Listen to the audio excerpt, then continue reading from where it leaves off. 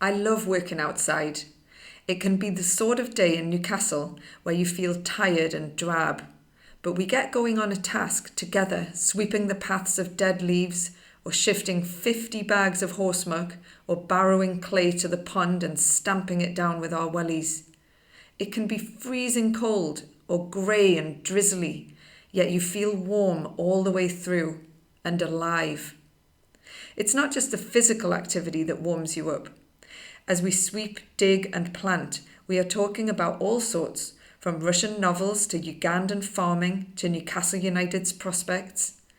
Always I feel like I've been laughing and smiling and even singing during the morning's work. Spending time in the garden, we stop and really notice what's around us. Ken might point out that the robin is singing. And we down tools and listen as the robin declares his territory for the start of the spring season.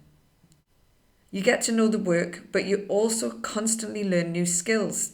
In the short time I've been coming, I've improved my sewing, learned how to separate lengths of willow, seen what the inside of a charcoal burner looks like, and been introduced to the bees.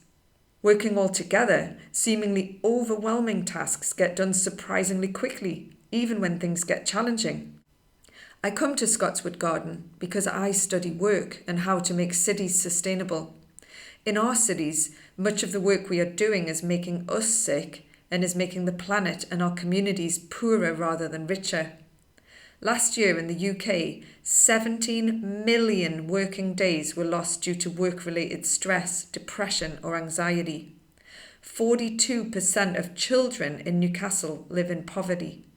And our urban plants and animals are in decline. We've lost more than half our sparrows in the last 25 years.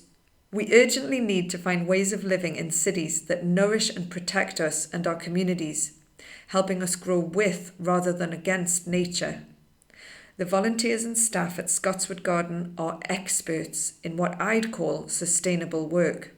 It makes you wonder, why don't we do more of this? Why don't we organise urban life around spaces like Scotswood Garden?